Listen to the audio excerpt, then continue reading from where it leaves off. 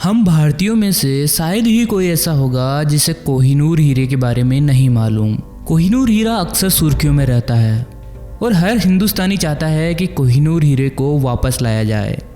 लेकिन 2018 में एक RTI के जवाब में भारतीय पुरातत्व सर्वेक्षण विभाग ने बताया है कि यह बेशकीमती रत्न लाहौर के महाराजा दिलीप सिंह ने ब्रिटेन की महारानी विक्टोरिया को गिफ्ट किया था।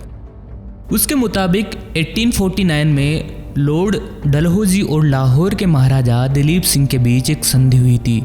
इसे लाहौर संधि कहा जाता है। इसी संधि के तहत लाहौर के महाराजा ने महारानी विक्टोरिया को कोहिनूर हीरा समर्पित किया था।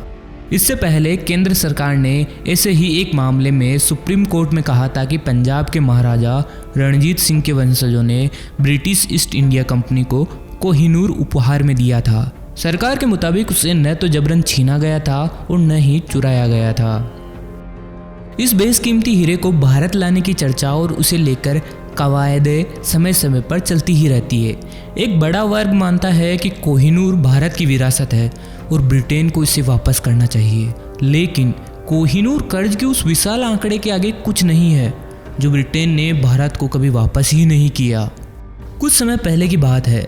सेकेंड वर्ल्ड वॉर में मित्र राष्ट्रों की विजय की 17वीं वर्षगांठ मनाई जा रही थी। अमेरिका जैसे कई देशों के बहिष्कार के बीच मॉस्को में हुए इस आयोजन में भारत के तत्कालीन राष्ट्रपति प्रणब मुखर्जी भी मौजूद थे। रूस पर इस युद्ध की मार सबसे ज्यादा पड़ी थी। दुनिया भर में चली इस लड़ाई में कुल मिलाकर जो 6 करोड़ लोग मरे थे, उनमें से 2 करोड़ तत्कालीन सोवियत संघ के सैनिक व निवासी थे।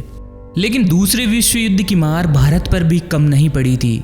आंकड़े बताते हैं कि करीब 25 लाख भारतीय सैनिकों ने इसमें हिस्सा लिया था। लड़ाई के दौरान इनमें 24,000 से भी ज़्यादा लोग मारे गए थे। घायल या लापता होने वाले लोगों की संख्या इससे करीब 3 गुना थी। लड़ाई का खर्च गुलाम भारत के करदाताओं ने ही उठाया था। आज के हिसाब से देखा जाए तो भारत ने ब्रिटेन की हुकूमत को जो रकम लड़ाई के लिए दी थी वह आज करीब 150 अरब डॉलर, करीब 9,75,000 करोड़ रुपए से कम नहीं होती। लेकिन न तो भारत ने कभी यह उधार वापस मांगा, ना ही ब्रिटेन ने कभी इसकी चर्चा की। जर्मनी के तानाशाह अडोल्फ हिटलर ने सितंबर 1939 की सुबह 4:45 बजे पोलैंड पर अकारण हमला कर दिया और दूसरा विश्व युद्ध छेड़ दिया था। तब भारत अंग्रेजों का उपनिवेश था। भारत का इस युद्ध से कुछ लेना देना नहीं था, तब भी उसे बहुत कुछ देना पड़ गया।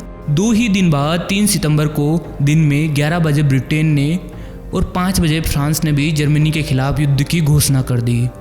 दोनों देश पोलैंड की स्वाधीनता के संरक्षक थे।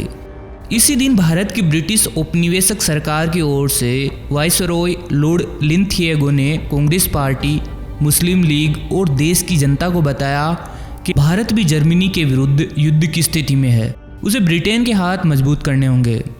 जवाहरलाल नेहरू और महात्मा गांधी ने भारत पर थोपी गई इस एक तरफा युद्ध घोषणा का जोरदार विरोध किया। उनका कहना था कि ब्रिटेन यदि भारतीय जनता का समर्थन चाहता है तो उसे पहले बताना होगा कि युद्ध खत्म होने के बाद भारत के प्रति उसके लक्ष्य और आदर्श क्या होंगे। दरअसल ब्रिटिश सरकार प्रथम विश्व युद्ध के समय भी स्वतंत्रता का प्रलोभन देकर भारत को युद्ध में घसीट चुकी थी। कांग्रेस के नेता फिर इस जैसे में नहीं आना चाहते थे।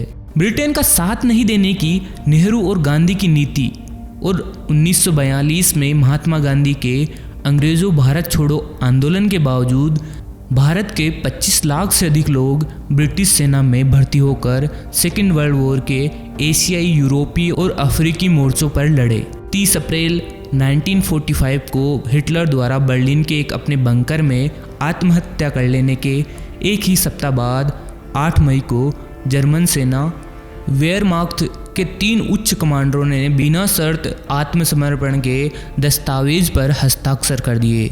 इसके साथ ही यूरोप में युद्ध का अंत हो गया। लेकिन एशिया में लड़ाई तब तक चलती रही जब तक 6 अगस्त 1945 को हिरोशिमा और 9 अगस्त को नागासाकी पर गिरे अमेरिकी परमाणु बमों ने जापान को 3 सितंबर 1945 के दिन विधिवत आत्मसमर्पण करने पर विवश नहीं कर दिया। यह युद्ध तब तक 24,348 भारतीय सैनिकों के प्राणों की बलि ले चुका था। 64,354 घायल हुए थे और 11,754 का कोई पता नहीं चला। जापान में रास बिहारी बोस, जर्मनी में नेताजी सुभाष चंद्र बोस और मलाया सिंगापुर में कैप्टन मोहन सिंह ने ब्रिटिश सेना से पलायन करने वालों या फिर जापानियों और जर्मनियों द्वारा युद्धबंदी बनाए गए भारतीय सैनिकों को मिलाकर लगभग 40,000 सैनिकों की एक आज़ाद हिंद फौज बनाई थी। यह फौज ही नेताजी बोस के नेतृत्व में अंग्रेज़ों से लड़ते हुए भारत की पूरी सीमा तक पहुंच गई थी। ये फौजी तब तक लड़ते रहे जब तक जापान ने अमेरिकी परमाणु बमों की मार से हार कर घुटने नहीं टेक दिए।